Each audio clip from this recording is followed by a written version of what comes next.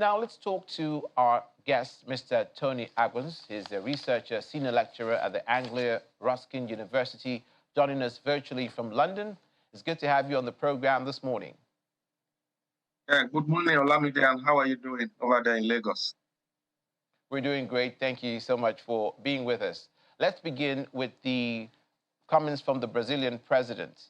Or rather, let me even start from the recent position of the Ukrainian president, Vladimir Zelensky, who has said that there will be no negotiations anymore while Vladimir Putin is president of Russia. He's been quoted as saying so, and that has effectively put an end to negotiations from the Ukrainian side with Russia. But do you see the attempts of Brazil's president as yielding any fruit? Yeah, thank you for that question, and thanks for having me on your program this morning. I will say that President Zelensky's remarks about, no room for future negotiations with Russia is not unexpected, considering the way this invasion of his country by Russia has been going on since February last year.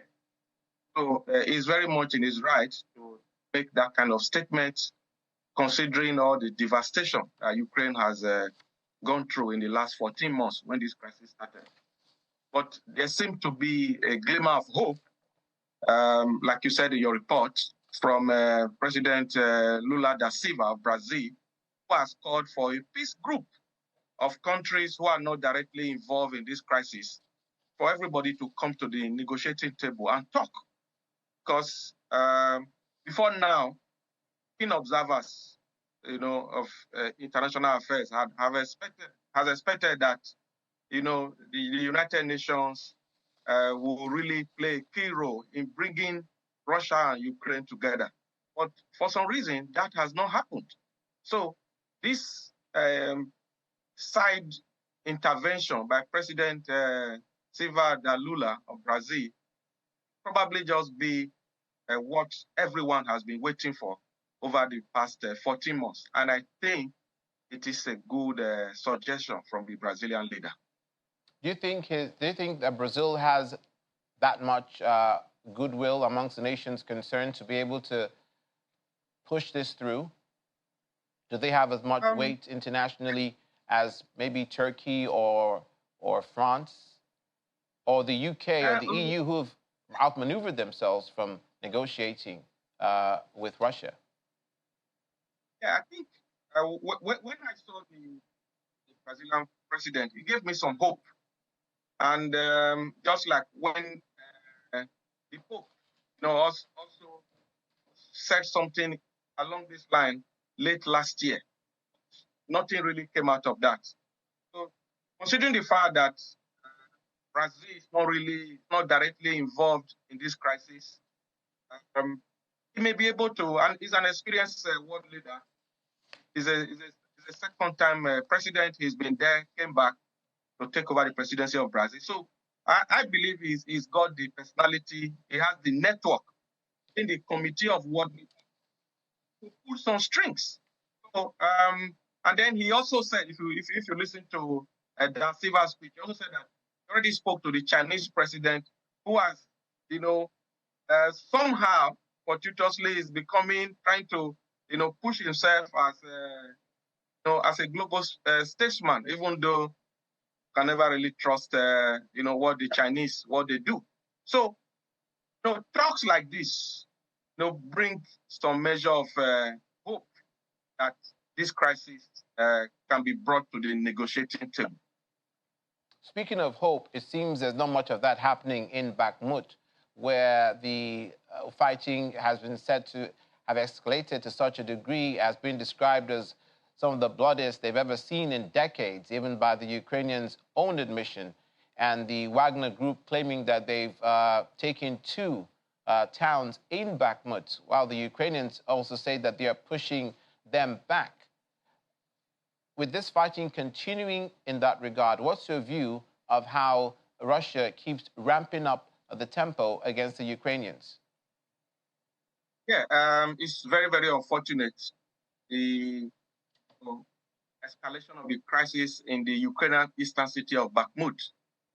And everyone is just like, what is it that the Russians want with Bakhmut?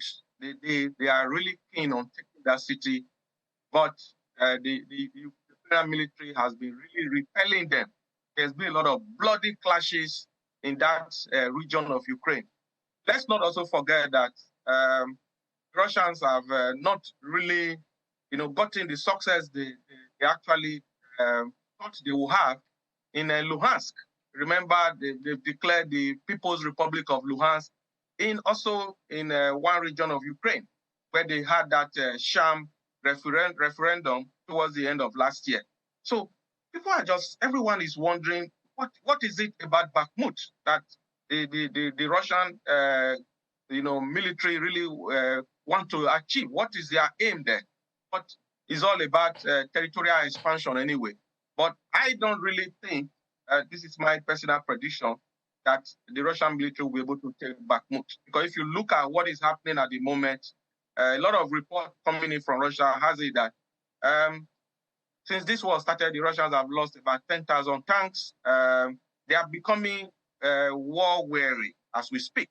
So, like we said at the beginning of this conversation, I think it's time for both parties to come to the negotiating table. The US, NATO, and everyone needs to come together to talk. Otherwise, this crisis may just well linger on for years to come.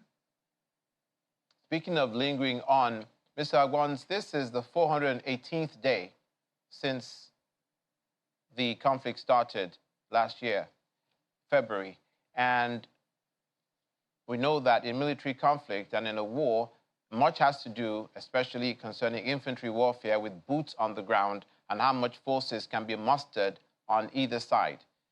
Looking at the Ukrainians, it's versus the Russians, it seems like a David versus Goliath situation, because Ukraine is a much smaller country with a much smaller population. By the last count, the 2001 Ukrainian census gave the population to be in the neighborhood of 41 million plus. Of course, that could have changed by now, but about 33 million who are under the age of 20, and then there's a number of people you can subtract from that number, 8 million who've been displaced as a result of the war. That also could have changed by now. And then you can also subtract from that number of people that can, aside from soldiers who can be conscripted to fight in the war, you can take away minors, you can take away the elderly, you can take away the infirm. Do you think that Ukraine has an uphill task further down the road to keep up with the number of soldiers and boots on the ground they need to continue to defend themselves and possibly start a counteroffensive? Yeah, I think I agree with your analysis and on all the data you have provided, Olumide. On the side of the Ukrainians, they are feeling the punch. There's no doubt about that. Like you said, it's a small country. Militarily, I cannot compare them with Russia. It's indeed, a David Goliath situation.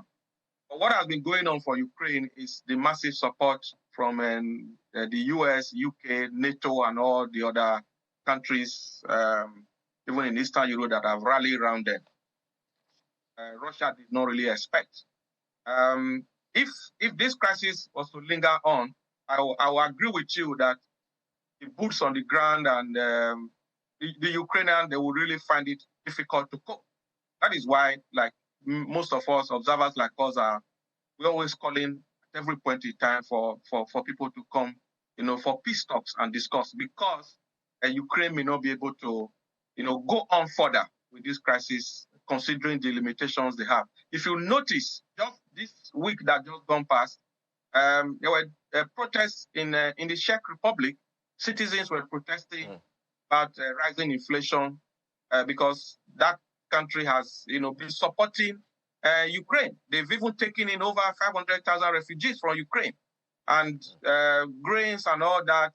The prices have gone up. Even Poland and Hungary This week, they put a ban on Ukrainian grains, because of closure of some of the Black Sea port. A lot of the grains now come through the West, and the prices are higher. So you can see a lot of economic issues coming up. You know, even here in the UK where I live, these crises have led to high cost of energy and all that. So everybody is feeling the pinch, and I think the Ukrainians are feeling it much.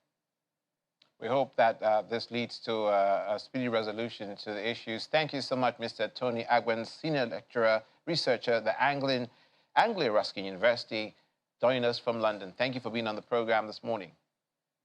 Thank you. After the